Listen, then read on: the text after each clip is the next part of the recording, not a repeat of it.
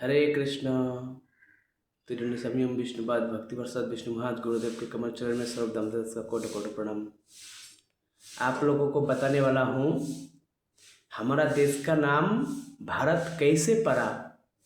ऐसा कौन सा राजा हुआ? क्या राम का भाई भारत? ना, ये भगवान ऋषभ देव का पुत्र भारत। चलो इनकी कथा जानते हैं। एक समय की बात है, महाराज नाभि जिनका कोई संतान नहीं था, अयोध्या के थे। उन्होंने भगवान विष्णु का बहुत यज्ञ किया, तपस्या किया, भजन साधन किया और साधु संतों को दान, कपड़ा लता, गाय दान है, ये सब पुण्य आदि किए और भगवान विष्णु से प्रार्थना की, भगवान मुझे आपकी तरह एक संतान चाहिए। आप बताइए, भगवान जैसा कोई है धरती पे? कोई नहीं है। किसी की तरह भी कोई सेम टू सेम नहीं होता, थोड़ा 19 होता ही है। तो भगवान स्वयं नाभि के घर में अयोध्या में प्रकट हुआ। किस नाम से? भगवान ऋषभ देव, जिनका बेटा हुआ राजा भारत, जिसके नाम से आज ये देश है। ये एक नंबर पाठ है, ठीक है। तो भगवान ऋषभ देव बहुत बड़ा राजा थे। उन दिनों जो दिल्ली के सिंहासन में बैठ जाता था, कहा जाता था ये पूरा चक्रवर्ती राजा होते थे। और समस्त देश, उतना देश था नहीं, पहली बात पूरे देश भारत वर्ष से था, उतना देश ही नहीं था पहली बात।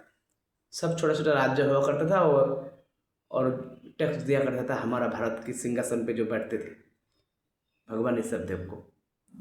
बहुत बड़ा राजा हुए। भगवान ऋषभ देव का 2 पत्नी हुआ, नंदा सुनंदा। 100 पुत्र हुए।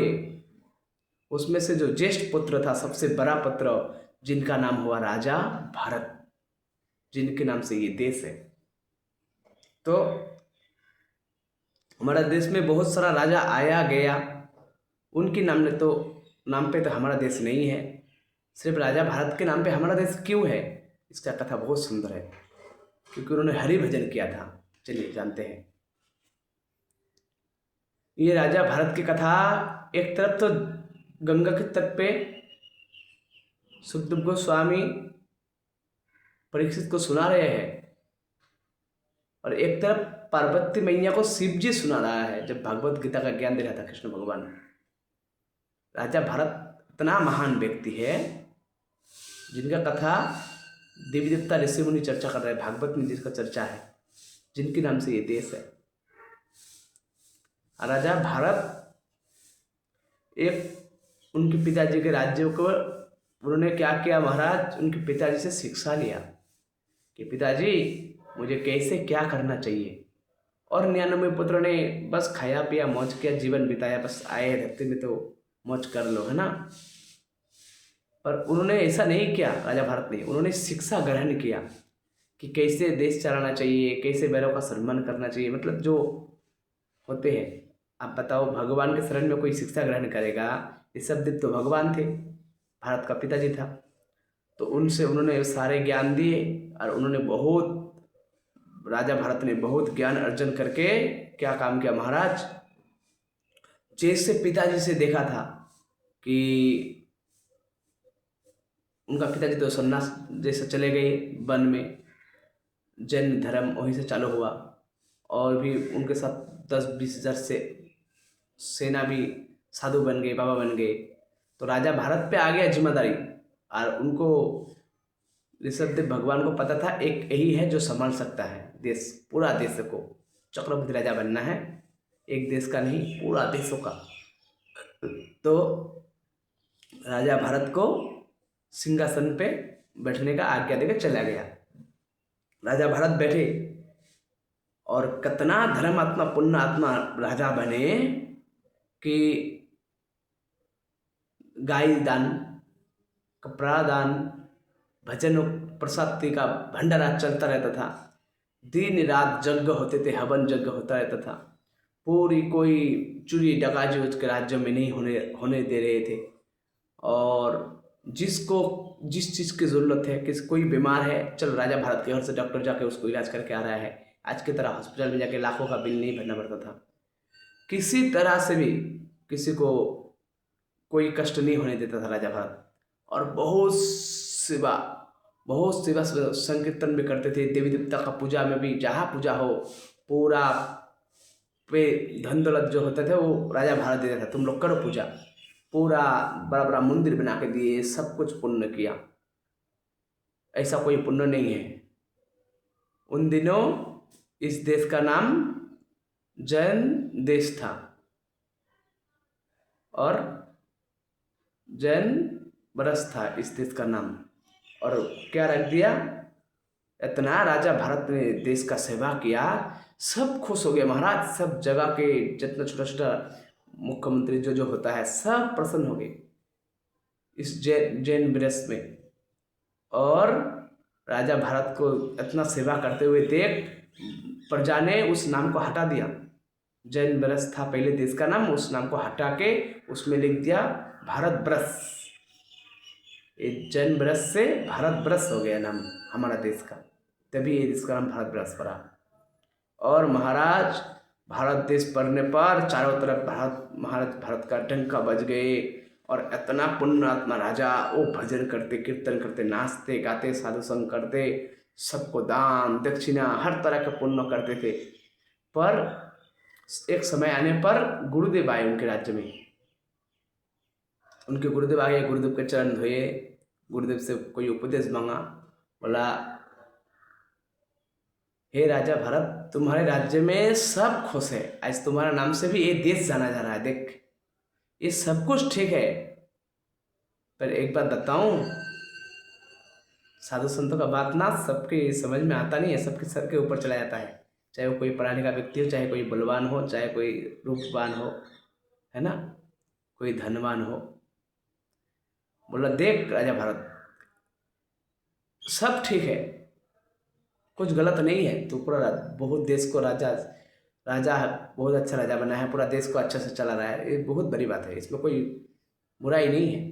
पर एक बात बता, तू नहीं था तब भी ये देश चल रहा था, तू नहीं रहेगा तब भी ये देश चलेगा। आज तेरे वजह से नाम बदल गया है, कल कोई और राजा आएगा, अच्छा से अच्छा भी आता है, महापापी से महापापी आते हैं, है ना, दुष्ट से दुष्ट भी आते हैं।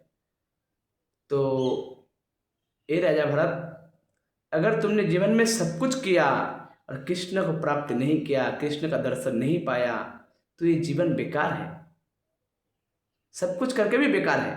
और अगर कोई मनुष्य कुछ भी नहीं करता और कृष्ण को पा जाता है तो वो सब कुछ पा जाता है। गुरुदेव समझा रहे हैं किसको, राजा भारत को। हे राजा भरत, मनुष्य शरीर का उद्देश्य, जो पहला मेन उद्देश्य है ना, जीव मात्र कृष्ण दास, जो पहला उद्देश्य है मनुष्य शरीर का, वो तो राजा बना तो ठीक है, कोई राजा महाराजा बना वो कोई बड़ी बात नहीं है, लेकिन पहला उद्देश्य है सिर्फ कृष्ण भजन, कृष्ण भक्ति, कृष्ण दर्शन। तुझे आज तक हजारों साल तक जो राज्य चला के सुख मिला ना, एक झलक कृष्ण का दर्शन देखने से इतना सुख मिलेगा। नहीं तो तू बता राजा भरत, तू बड़ा ज्ञानी है, बता पशु में हम में क्या अंतर है। एक सूर भी खाता है, हम भी खाते हैं, एक सूर भी सोता है, हम भी सोते हैं, एक सूर का भी संतान है 50-60, हमारा भी संतान होते हैं, उनका भी पत्नी होता है, हमारा भी। क्या अंतर है, कुछ तो होगा ना, एक कुत्ता में एक मनुष्य में कुछ तो अंतर होगा। बोला, गुरुदेव क्या अंतर।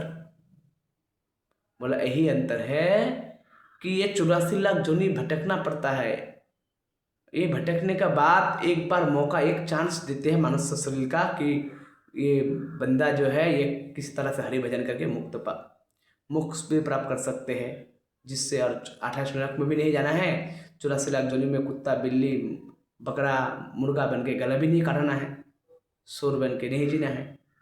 इसीलिए मनुष्य शरीर मिलता है कृष्ण भजन भक्ति के लिए। नहीं तो बता, कोई मेंढक, कोई कुत्ता बिल्ली सूर भगवान का पूजा कर सकता है, भक्ति कर सकता है? उस शरीर से नहीं, ये सब शरीर से तुम कभी नहीं कर सकते भगवान का भजन। सिर्फ एक मनुष्य शरीर है।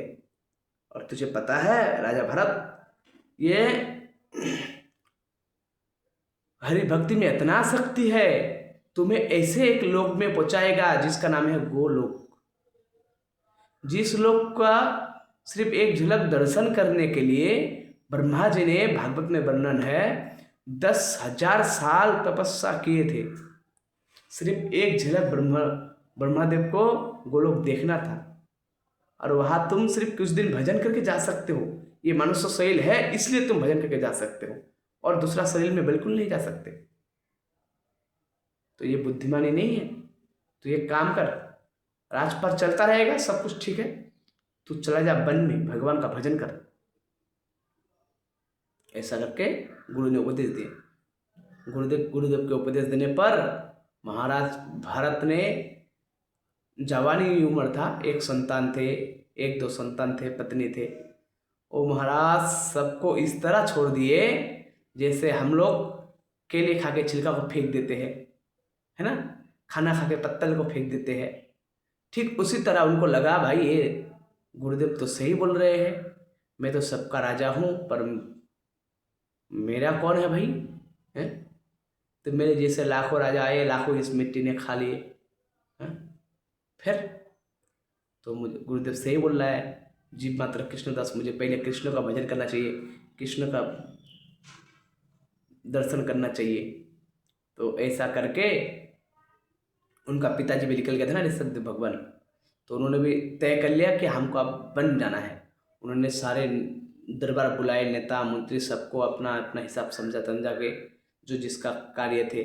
फिर पत्नी को और बच्चा को अपना राजपाट दे के सीधा जंगल की तरफ, लक्ष्मी नारायण नारायण नारायण, श्रीमन नारायण नारायण नारायण। महाराज अंतिम विदा लिए, सबको प्रणाम किया, प्रणाम करके बोला, देखो पूरा राज्य में एकादशी करना, पूरा राज्य में कोई गलत काम ना करना, सबको चिकित्सा कराना, कपड़ा लता देना, खाना का भंडारा चलना चाहिए, यज्ञ वगैरह हवन वगैरह चलना चाहिए। राजा भारत ने इस तरह से पूरे गांव को, पूरा सेनापतियों को, पत्नी को, सबको समझा के, और भगवान की, कृष्ण के दर्शन के लिए, कृष्ण भजन करने के लिए आप पहुँचे एक जंगल में, एक वन में। पहले का टाइम तो वन में ही जाया करता था भजन के लिए। तो राजा भरत वन में आके हरे कृष्ण कृष्ण कृष्ण हरे हरे, हरे राम राम राम हरे हरे। राजा भरत वन में आ गए। ये 1 नंबर पाठ है। राधे राधे।